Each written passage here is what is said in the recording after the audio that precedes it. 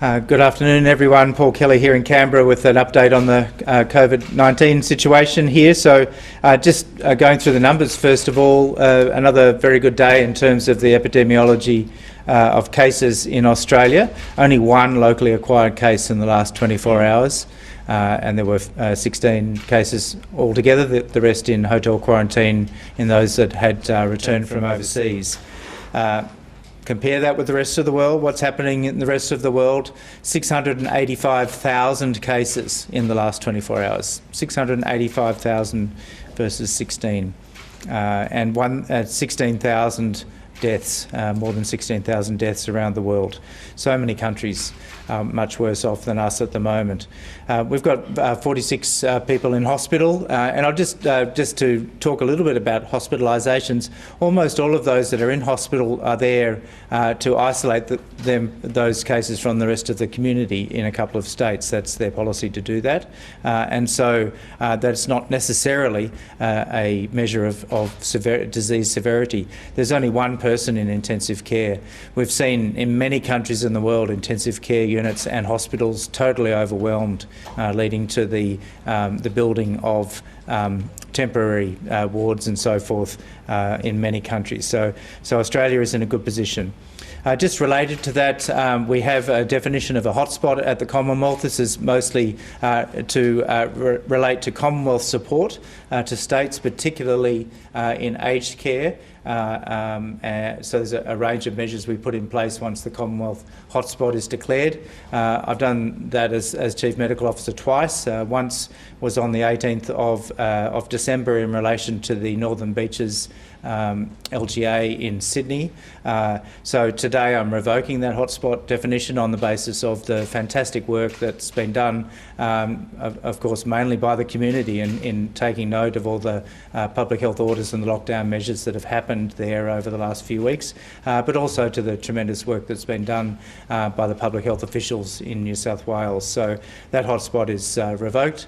I did declare a hotspot in Brisbane last Friday in relation to the cleaner from the quarantine hotel and that abundance of caution because that cleaner has has been proven to have one of the new more transmissible strains, the B117 strain, which is now affecting 6 people in that cluster.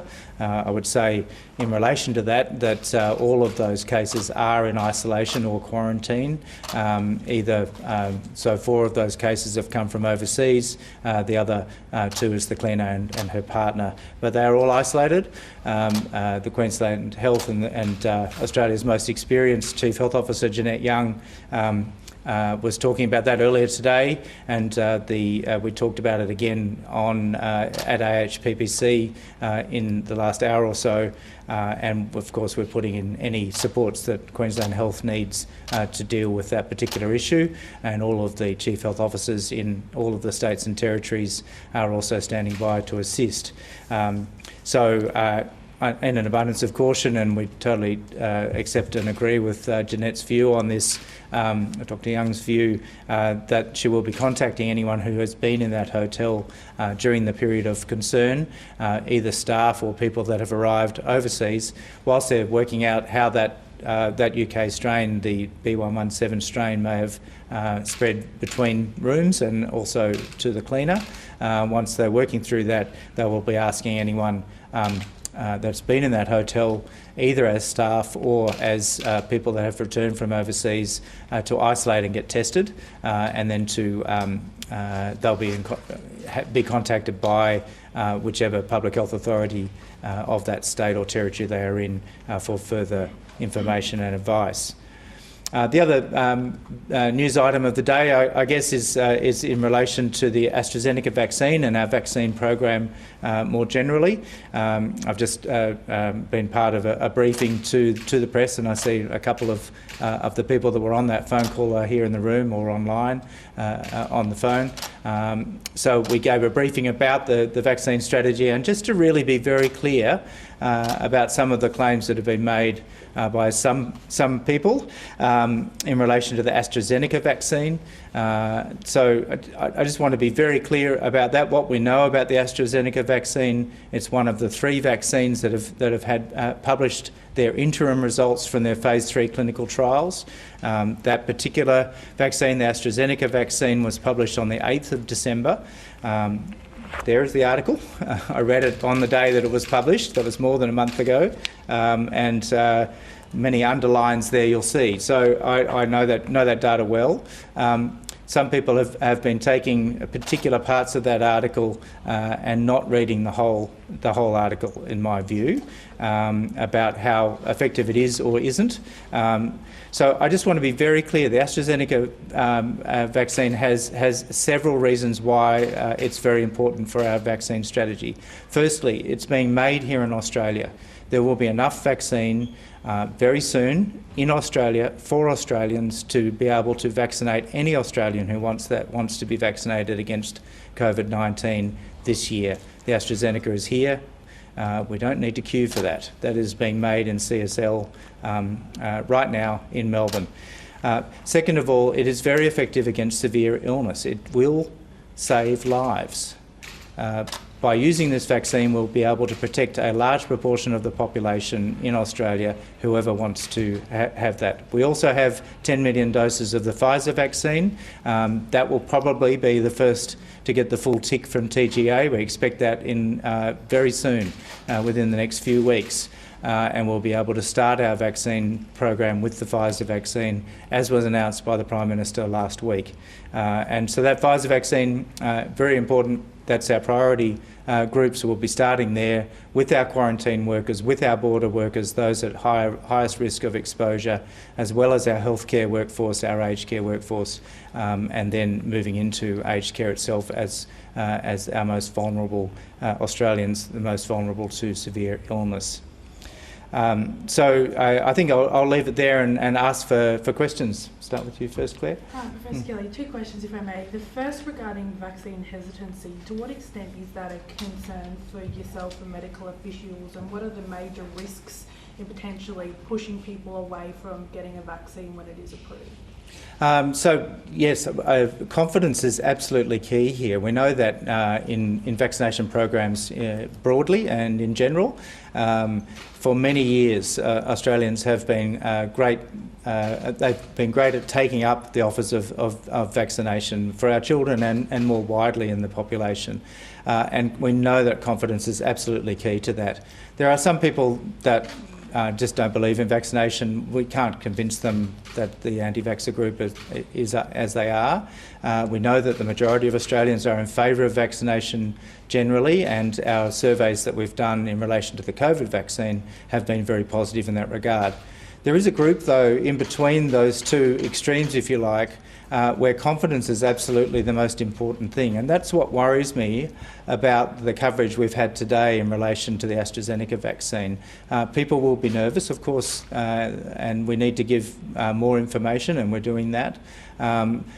So yes, I am worried. I am worried about the selective use of the data that we have, those interim results from particular studies back in November.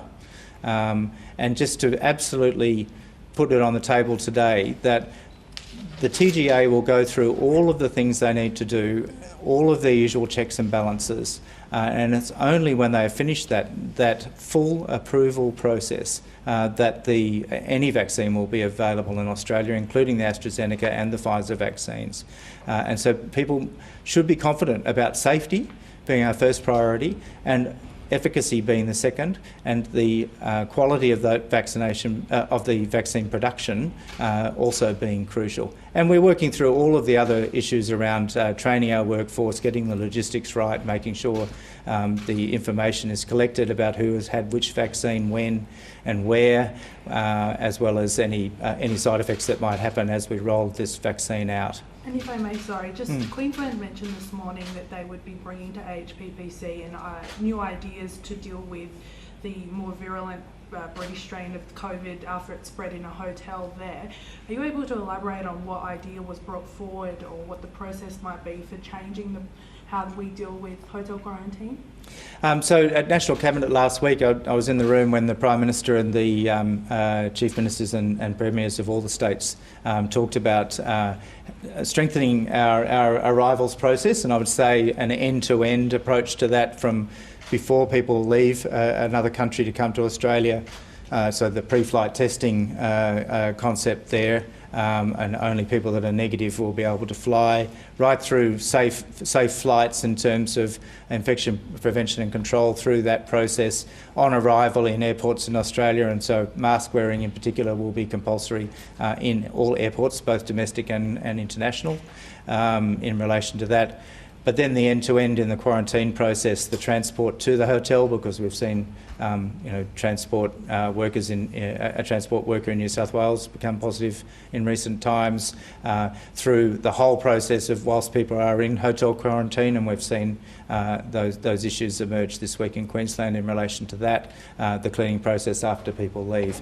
So all of those processes are being looked at and will be looked at, and see what else we can do in relation to those procedures. Professor, it sounds like you're hoping or expecting the AstraZeneca result will be much higher than 60 or 70%.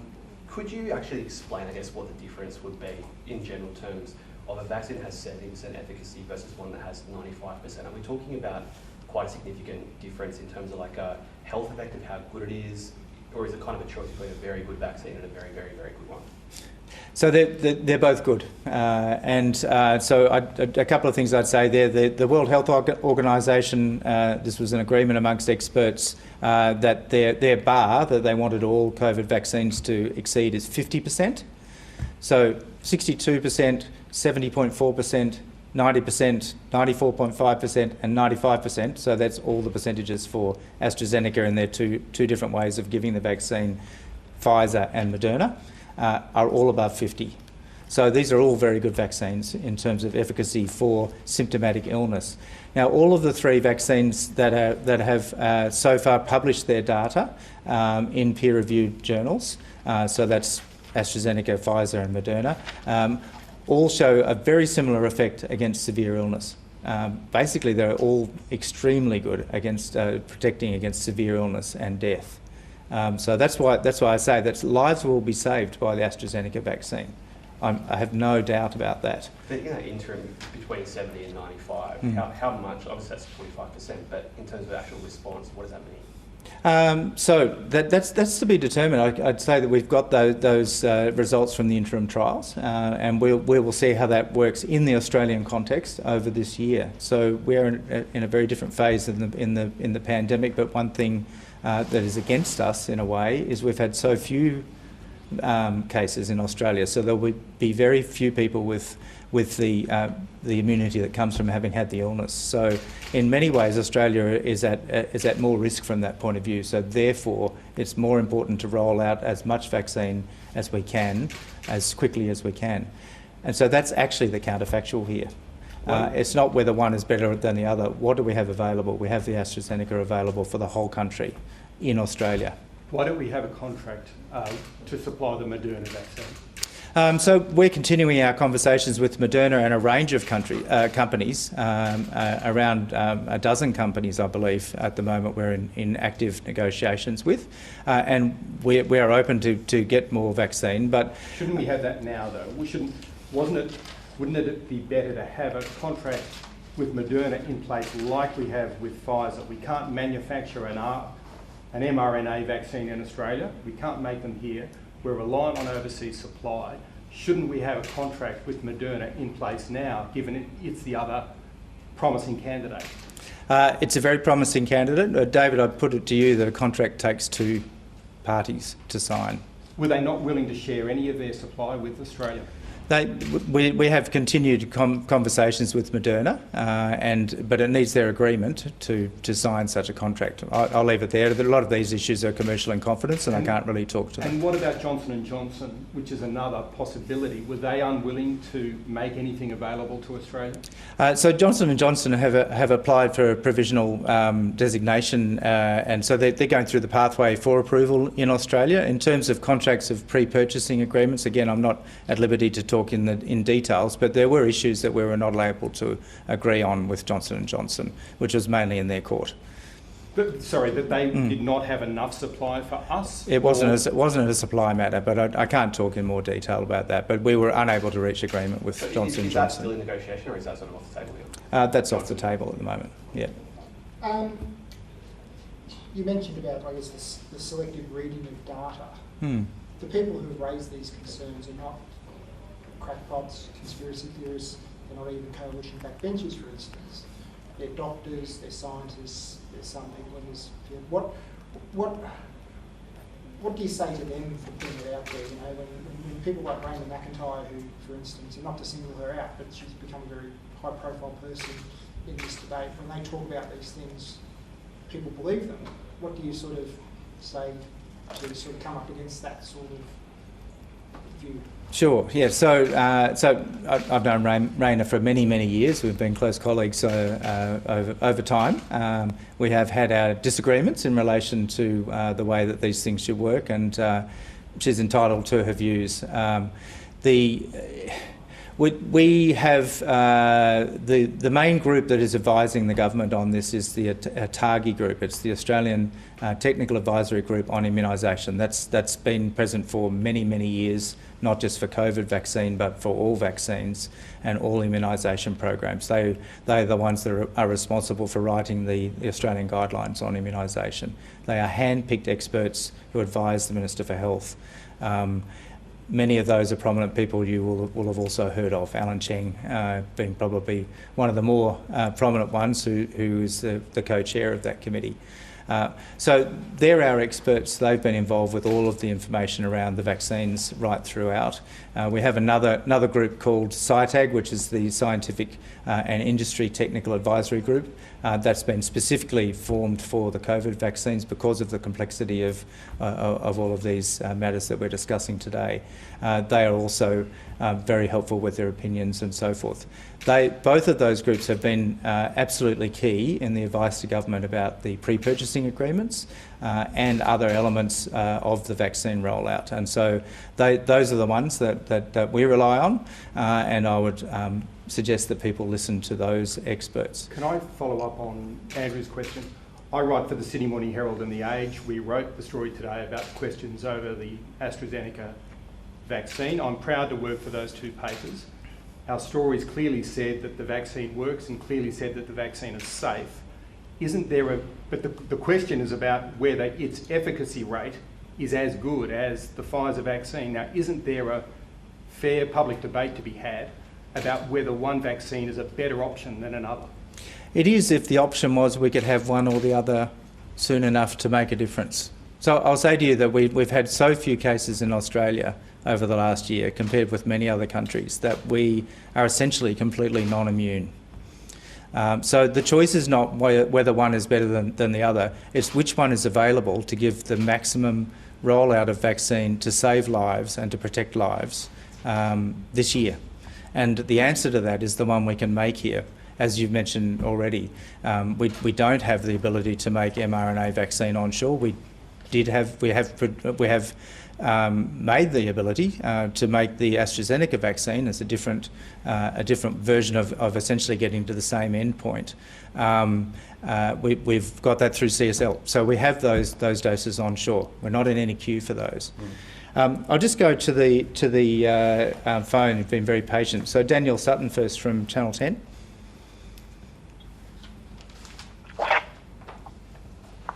Sorry about the delay. My headphones just fell out. Thanks for taking the call. And the question. You're obviously aware of the criticism that's been levelled today about the AstraZeneca and Pfizer vaccines. We've obviously put a lot more money and resources into that AstraZeneca vaccine. Just simply, have we backed the only horse we could, but is it still a lesser horse? If that makes sense. So I've had discussions about horses being backed and eggs in baskets today. So either one of those works. I think we've backed many horses or have several eggs in the basket. We have, from the beginning, looked for a diversified portfolio of vaccines. We chose one mRNA vaccine on the basis of the advice of the committees I mentioned before, that was the best option. That was the Pfizer vaccine in the mRNA group. We several months ago, and even now, the AstraZeneca is an example of the viral vector technology. Both of those extremely novel new technologies for making vaccines for humans. So we took one of those, that was the AstraZeneca. We had a protein vaccine. Protein vaccines, much more traditional way of making vaccines, but they're slower. And we had the UQ vaccine, and for reasons we've discussed here before, we've had to pull out of that agreement because of issues in relation to the UQ vaccine. But we have always had a backup in the Novavax vaccine, which is another protein vaccine, and that's showing very strong performance and quicker than we had thought. We're likely to get the full dossier in relation to the data for that vaccine before the middle of the year. So that will be another option later in the year for us, hopefully. Just a follow-up, if I could, Professor. I guess based on the information that you've got now, if you could have unlimited access to the Pfizer vaccine, would you be happy to have that as our primary vaccine for all Australian citizens? It's just that you don't really have that option because we're limited in terms of numbers. Well, I think it's pointless having that sort of hypothetical debate. We've got what we've got, and we've got the AstraZeneca, and it is effective enough, particularly for severe illness, but also for efficacy against illness altogether, to be of great value. And the fact that we could make it here in Australia is really the trump card. Just to finish off there, Daniel, we do also have the COVAX facility. That's something we signed up to last year. That's had two elements to it. One is us contributing to vaccines for the rest of the world, but it also allows us the opportunity to bid, if you like, from within the COVAX facility, which now has hundreds of millions of doses of different types of vaccines, up to to cover up to 50% of our population. So we are putting in those bids. It may well be that they have Pfizer and they have Moderna, they have AstraZeneca, they have J&J and others in that group. So we'll be able to access from that source as well. Paul Karp is on for The Guardian. Thanks very much. Can you please give us an update on whether ivermectin is an effective treatment and prevention for coronavirus, and is it responsible for a government MP to promote it as such? And secondly, do you foresee Australia needing to do a second run of vaccinations with Pfizer or something else, so that we don't have two classes of Australians, those that got AstraZeneca and those that got another vaccine with greater efficacy?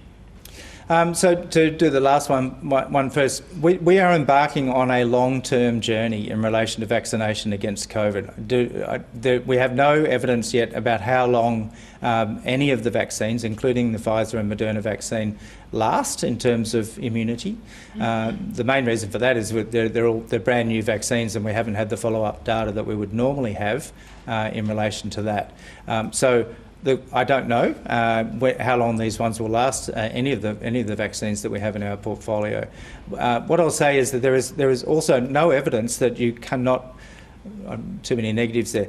The positive is we can follow up with any of the other vaccines next year once they become available, and more will be available to us in 2022 than is currently the case. I have a very strong feeling that Novavax or one of the other protein vaccines will be the long-term option for vaccination for the world, but they, as I said, take longer to be manufactured and longer, therefore, for the data to come through about safety, quality, and efficacy. So we have these rapid new versions, but we don't know about the long-term element for that. In terms of ivermectin, I was actually involved as a researcher in early clinical trials in relation to ivermectin and river blindness in Africa, and so it definitely works against river blindness, or otherwise known as onchocerciasis. It has uses in many other parasitic diseases, including scabies, and we're using that in the Northern Territory. There is no evidence at the moment that it has any benefit or any use in relation to the prevention or treatment of COVID-19. In terms of what backbenchers from one side of Parliament or the other say, that's a matter for them. Steph Dalzell is from the ABC. Thanks, Professor. Thanks for taking our question. Professor Chen tweeted that if you were in charge of a vaccine manufacturer, would you send your supply to a country where there are thousands of deaths a day, or would you send your supply to Australia? Does Australia's success in navigating the pandemic partially play into why we've only secured a limited number of doses of Pfizer's vaccine? So we have the doses that we have on the basis of the contractual negotiations we made many months ago with that particular company. We posed the question to them, how much vaccine could you give us in the first half of 2021? And they gave us an answer, and then we negotiated on the price. And that answer was 10 million. And we are continuing and having many conversations with them, not only in relation to the TGA's conversations on regulation and making sure that the data is coming, but also any possibility that we could increase that number. At the moment, that's what it is, and frankly, there are other countries in the world that need it more than we do right now. Professor Kelly, can I also just follow up on Paul's question about Craig Kelly, a man with the same name but different views? You said that opinions of backbenchers are masters today. Craig Kelly is a member of government. He's also said that betadine could be 84% effective in reducing the number of COVID-19 hospitalisations. He published a study that hasn't been peer-reviewed saying that masks were akin to a crime tantamount to child abuse. Are you frustrated with the messaging that he's sending out on social media? Well, firstly, he's no relation. I can absolutely guarantee that. He needs to decide what is the appropriate thing for a member of parliament to be commenting on. I'm not going to talk further about this because it just gives prominence to views that I just don't agree with and are not scientifically based. Could I give a follow-up question on that point? Sure. I think this is, given Paul Carper's asked about ivermectin, I think there's a logical question. Are there any grounds to tell Australians that